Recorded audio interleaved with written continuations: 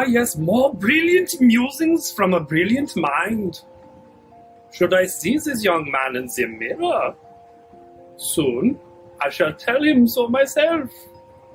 Oh, oh, oh, oh, oh, oh. Why, hello, my Canadian kinder. And welcome to a very special Christmas message for you and your peoples. I know you've all been wondering, how's Hans doing for the Christmas season? Well, he's doing quite okay. I've been talking with my good friend the Krampus, and he has been very busy hitting small children with sticks. These are for all the children who do not bring joy to box. That is how it goes in Germany. You must bring joy as a child, or else you will be taken by the Krampus and never seen again. Is just how it works. I hope that all of you are having a wonderful Christmas and that none of your kinder have been stolen. I know how stolen kinder makes the heart sad. But sometimes, if they are bad enough, it does not make the heart sad, it makes it confused. For they are from your own loins. However, they did okay with the growing up. And you know, there's a lot of people. So sometimes you win, and sometimes you lose. Specifically, you lose your children to the Krampus. Now, I have come here today and have been asked to speak with you from my apartment in Germany, where I am isolating during the COVID until I get the vaccination, which I'm assured by my good friend Angela should be coming for me any day. And by coming for me, in Germany, the vaccinations, you have to go in a room and they chase and hunt you. So they will attack, they will get into your veins, but you will be a stronger and better person for it. And that, again, is how we do it in Germany. But I have been asked to read a wonderful poem to all of you. I'm just pulling up the specific versions that I would like, and then we will go. Him. This is Hans Gruber Andersen.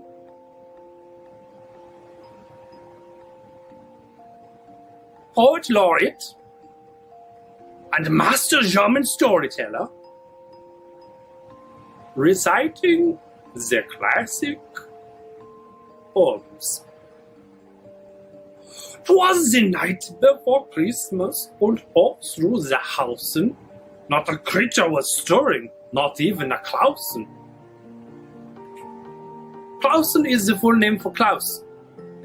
Every house has one. He is very small.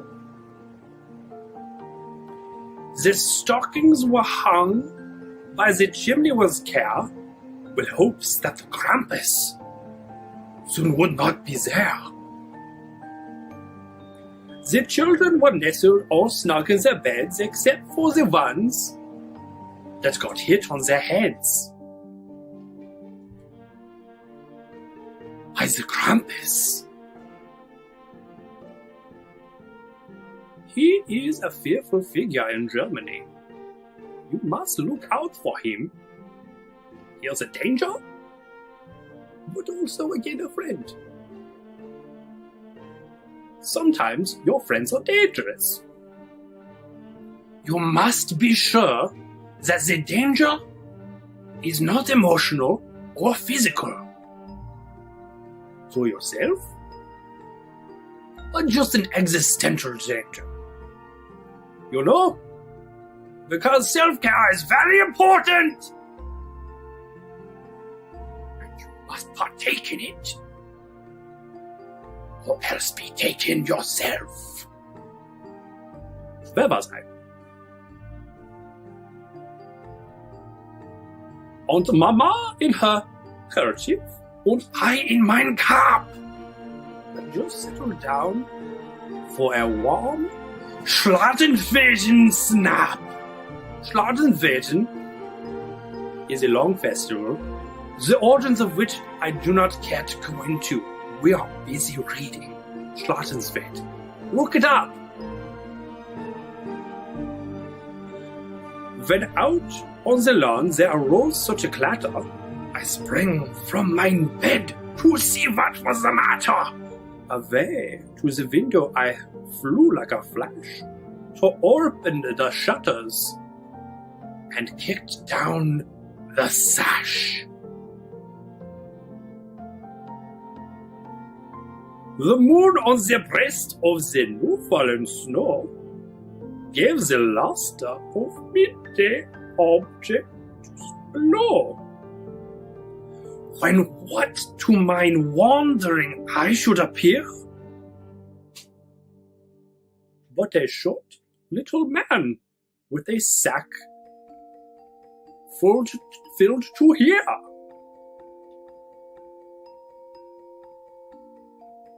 With the hooves running so lively and quick, I knew in this moment it must be the Krampus. More rapid than eagles. He ran, and he came, and he whistled and shouted, calling children by name. Oh, Gustav!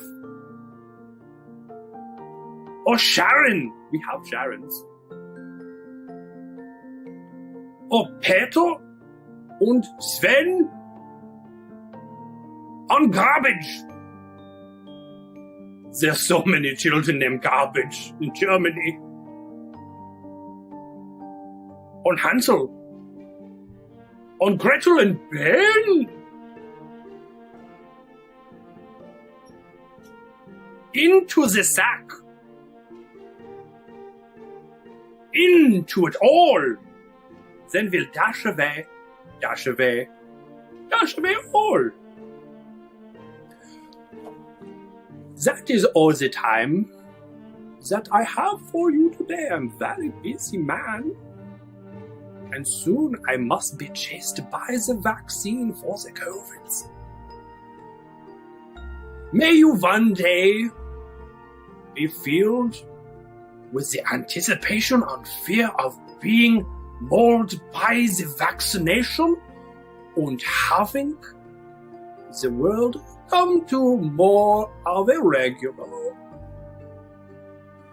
Know that things will be different, but you too will be different and better and stronger that you have gone through and triumphed.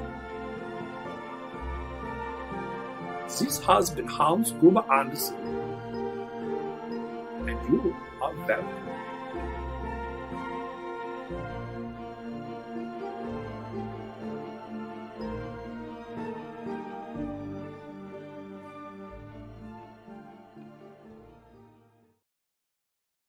Howdy, howdy, wonderful people. That was an old holiday message from our good friend Hans Gruber Andersen. I hope you all enjoyed it.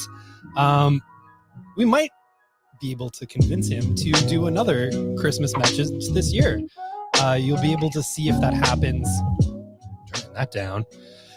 You'll be able to see if that happens when we get that timed out, because we'll put it on Christmas Day like we did a couple years back, I think, a year back or so. It's been a while since Hans was around. I love that guy. He's such a goof and is definitely not me. All right. We have Small Stack today, and we have a stuffed up Danica. So she is on producing duty today. And I hope you're all of your Decembers are going as well as they can be. I know this time can be very stressful. I know for retail it is cuckoo bananas. I know for us, Variant Edition hasn't really been a Christmas heavy destination for folks. A lot for like gift cards and stuff like that, and a little bit of purchasing. So it doesn't get too wild for us, but life in general sure does. And then there tends to be more deliveries as people don't have time. So, yeah. So considering that it's the holidays, I figured I want to play that fun message and then get into some of these books. It also gave me the time to ingest some of Werewolf, the newest from Bad Idea. Werewolf and the Society of Fearless Frontiersmen. This one is about folks what hunt Nazi werewolves under the iron fist of Stalin. It's fun. It's a cool black and white. The backup story actually ties into the specific werewolf mythology of this, and has that good Thomas Guerrillo art in some of the pieces with Robert Gill. Thomas Guerrillo did a bunch of Bad Idea stuff last year, like Odin's Eye, and was it Kill All Monsters? Brandon. But Robert Gill is also the regular artist of Werewolf, and Peter Milligan is the main writer. So I did a quick read. It is, again, as bonkers as a book where you're like in the frozen north hunting Nazi werewolves is going to be. And yeah, if that's to your liking, that'll be cool. We've got the My Little Pony Friendship is Magic 10th Anniversary Edition. So it's been 10 years since My Little Pony comics have happened at IDW. That's a while. And that show ran for quite some time. But if you missed out on that first issue, you can get that right there. Like I said, it's going to be a quick one. There's not a whole lot of number ones, and most of this pile is an omnibus. We've got Dark Web, Mary Jane, and Black Cat.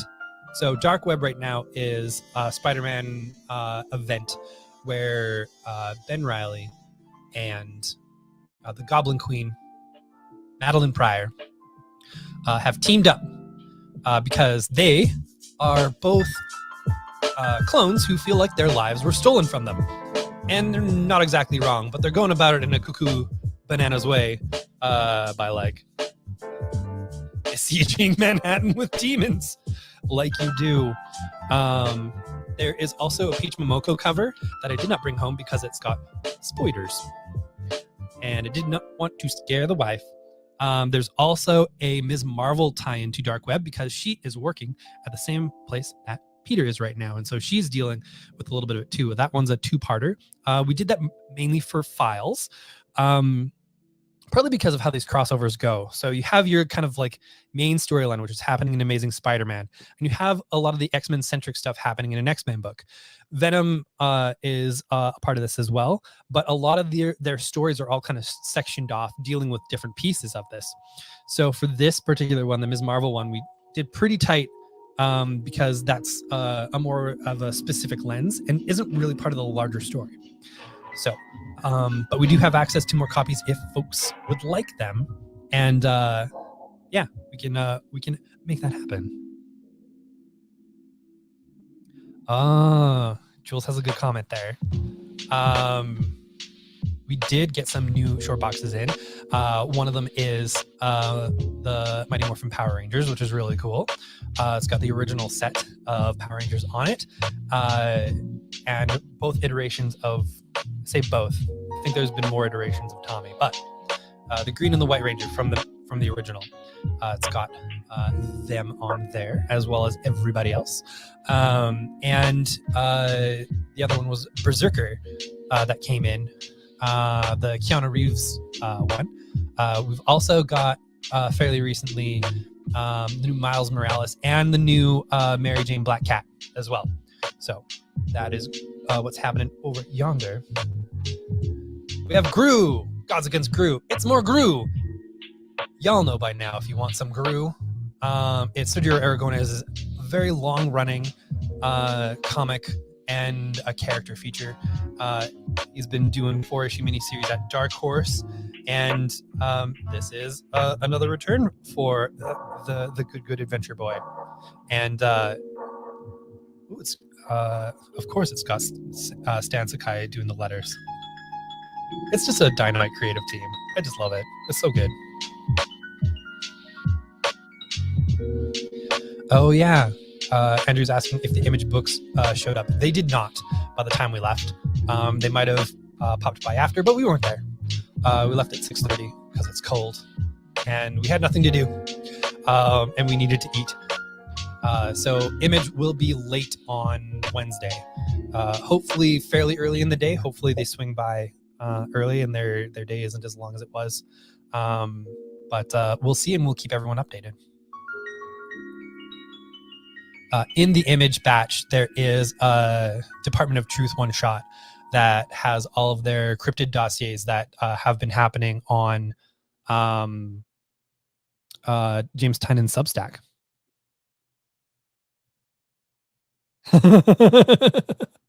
Nothing to do in terms of processing. Nothing to do that was more important than eating before the show.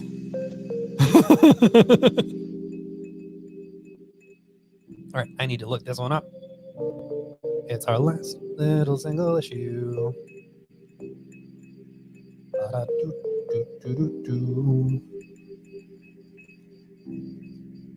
We've got Dead Seas #1 by Cavan Scott and Nick Brokenshire. Cavan Scott, you might know from doing the Star Wars High Republic main series, I believe. Ghosts are real and dangerous, but they're also valuable and their ectoplasm capable of curing countless diseases. There's only one problem. Harvesting the wonder drug can be just as deadly. Prisoner Gus Ortiz is willing to take the risk in return for a reduced sentence, anything to see his daughter again. All it will take is a few months at sea scraping ectoplasm off the walls of the Perdition, a floating prison containing the most vicious ghosts on Earth. Surrounded by dark waters, Gus soon realizes that angry spirits are the least of his worries. The Poseidon adventure meets the haunting of Hill House in this supernatural thriller. This is part of IDW's new line of originals that Mark Doyle and his team have been putting together for that company. I've been really enjoying pretty much everything that they've put out. Like, I think it's Earth Divers. Is that the one, Danica, that has the going back in time to like destroy Christopher Columbus? That's yeah, sweet. Yeah, cool. That's probably our favorite. And then I did enjoy the Dark Spaces one that Scott Snyder and Hayden Sherman had put together.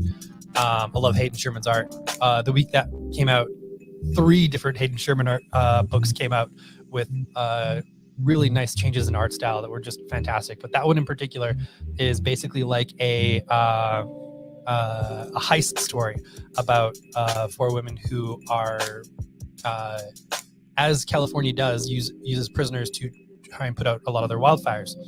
And they'd all been wronged one way or another. And one of them decides to potentially heist their very, very rich boss who let her take the fall for something of a lot of their monies.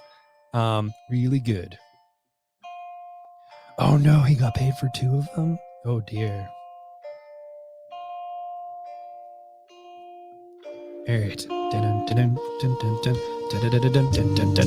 We've got the Justice League versus the Legion of Superheroes. This is essentially the final story for Bendis for both Justice League and the Legion of Superheroes when he was doing both books. You don't really need to know anything that came before this, although reading his Legion stuff does certainly help. But here, 1,000 years in the future, a legion of superheroes comes together to dedicate their lives to recapturing the great age of superheroes in the 21st century. When the heroes discover that reality is falling to a great darkness in both times simultaneously, the Justice League and the Legion of Superheroes must team up to stop it all. But what is the connection between the secrets of the new Gold Lanterns and the coming of the Great Darkness, a monumental DC epic event mini-series? Minor spoilers, just because I think it'll help some folks if you're like, ooh, interesting. Even Batman Beyond appears in this. It's dope. I love it. We have the first collection of Frank Frazetta's Death Dealer. The man what deals death. Frank Frazetta's legendary creation, Death Dealer, returns. The Cursed Barbarian embarks on a fateful mission that will shake all of reality to its very foundations in this epic tale, populated by characters envisioned by the godfather of fantasy painting.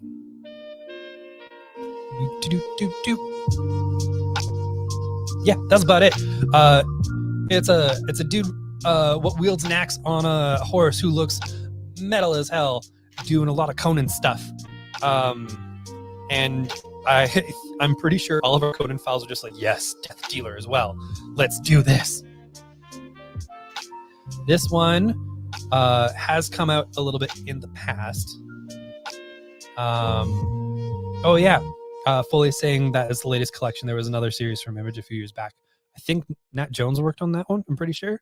Because yeah, they had the license kicking around over there for a bit.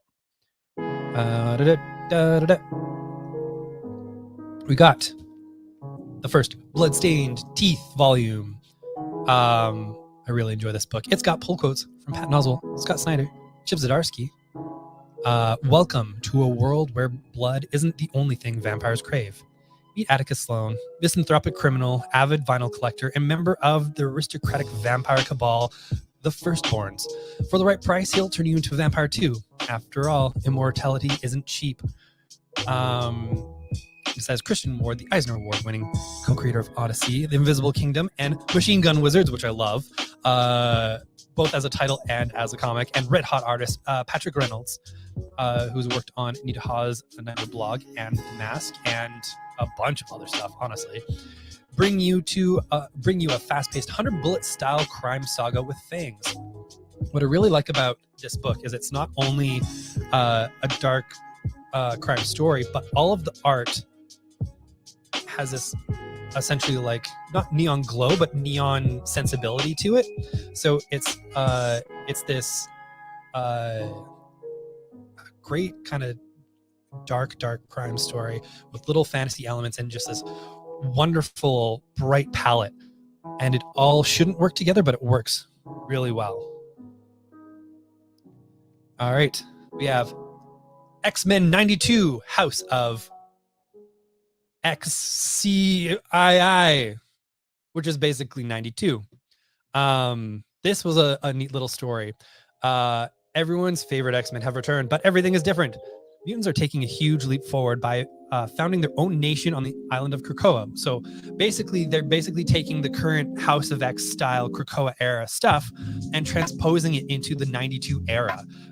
Very much the cartoon style, but not the cartoon due to rights. Even though they have the rights to it, it's just like a whole corporate skip and a jump. It's just like X-Men 92. Guided by Professor X, Magneto, and mysterious long-lived mutant who knows much more than she should, mutant kind is ready to protect their new homeland from threats of all kinds.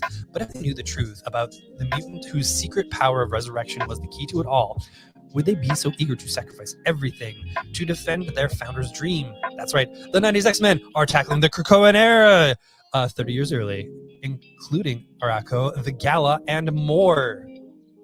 Snaps! I do like it as sort of like a little wee taster. Steve Fox does the writing on it and did an absolute wonderful job. And I believe Salva Espin, is the artist. And I've always loved Salva's work because it has a nice kind of smooth line, edges towards more of a cartoon style, like cartoon. So it really does fit in with this. We also have Star Wars: The High Republic Starlight Stories. These were all originally presented in the Star Wars Insider magazine, and now they're here. They're a mix of text and imagery,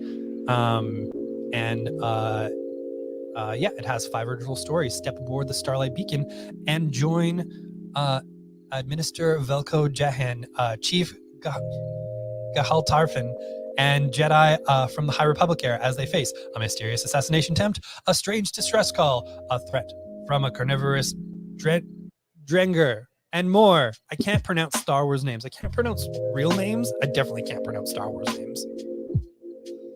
Just a silly boy. From writers Justina Ireland, Cavan Scott, and Charles Soule. We know those chaps. And finally, a big boy book.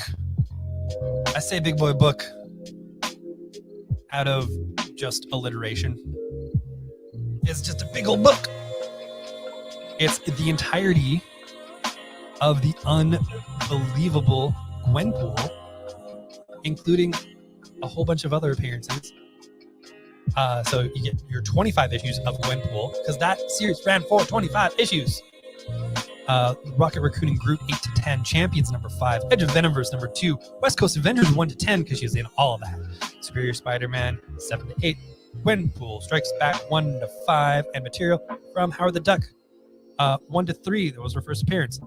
Gwenpool Special number 1, Gwenpool Holiday Special, Merry Mix-Up, and Secret Empire, Brave New World, Not Brand Deck, etc., etc. It's basically everything that she's been in up to this point. That's unbelievable. That's the only word to describe Gwenpool, the hero who could have been you. When avid comics reader Gwenpool finds herself in the actual Marvel Universe surrounded by costume adventurers she's spent her life learning about, it's time for the superfan to start her own super career. But it's not just everyone's secret identities and weaknesses. Gwen is fully aware of all the rules and tropes of graphic storytelling, determined not to be an extra in this brave new world. She's prepared to use all of her knowledge to her advantage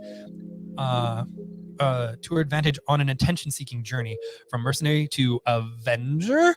But life really gets complicated when she discovers how to manipulate the comic books she appears in. Will Gwenpool go big or go home? Maybe both. Who knows? All right. It is definitely going to be a quick one tonight, but I did want to, at the tail end of the show, tell everybody about our holiday hours. They will be posted up as of tomorrow at our store to hopefully catch everybody. They have been emailed out to folks what have subscriptions, and we've just been telling people in general. But we have a regular hour straight through to December 24th. That's Saturday, when we're closing early at 3 p.m. So that Danica and I can go down to Central Alberta and visit the Fam Jam. We will be closed until the following Wednesday.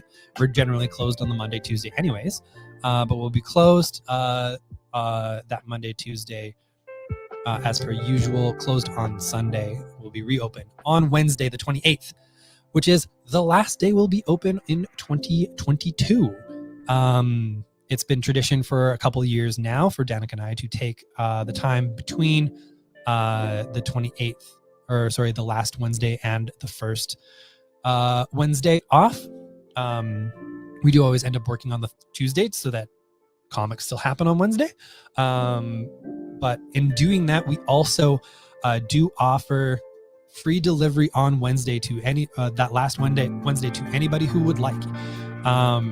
And that's in an effort to make sure that you're not missing out on anything that you really, really wanted to if you couldn't make it in that specific Wednesday. Our little way of making sure that you don't miss out on anything while we take a break. I guess that's all we have for today. I'm going to get to the magic mirror in a little bit here, but I did want to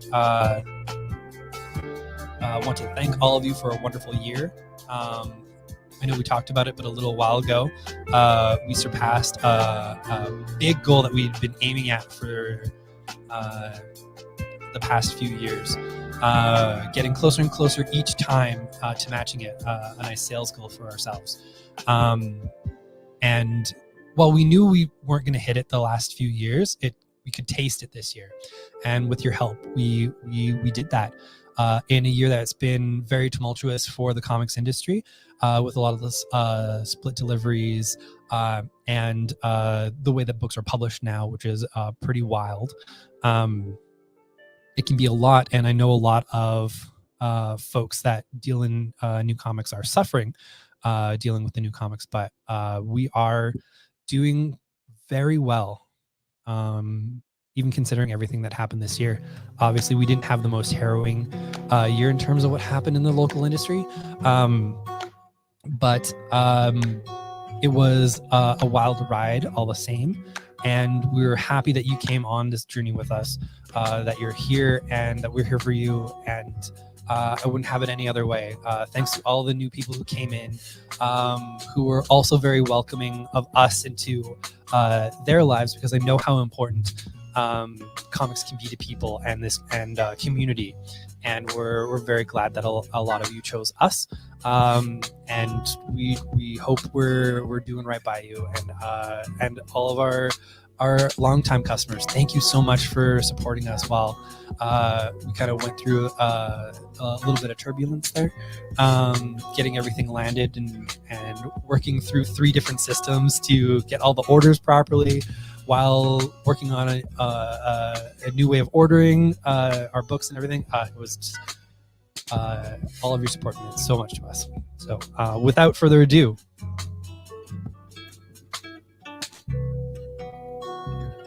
I love having it just right behind it. It's actually super handy. Button. Oh, hi.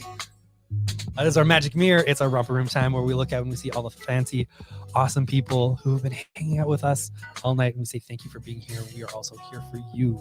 I'm looking out and seeing Jason. Hello, Jason. I am seeing the one and only Foley, and you can too. This week, from Wednesday, Thursday, Friday, 11 to 6:30, we are open until 7 on those days. And Christmas Eve if he wants to.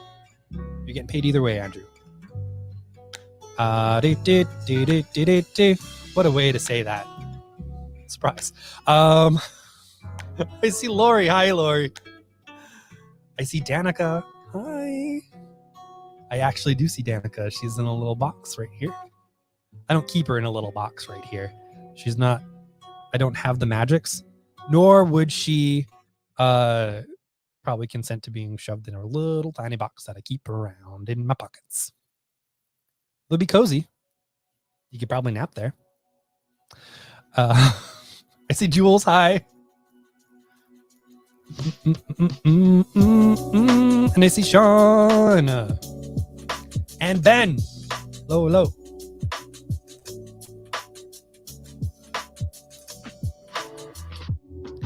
All right. Oh, hey. And Scott. Hi, Scott.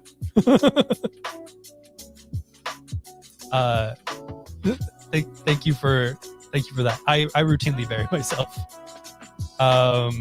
It's my way. All right. Thank you all for being here. We've got a small snacky to chew on this week, so it might be an early night, although I traditionally watch wrestling to around 11 anyways. So yeah, thank you all for being here. Very much appreciated. And we will see you all here soon, if not in our last few days of the year, then in the new year, all fresh and fancy. All right, thanks so much. Bye.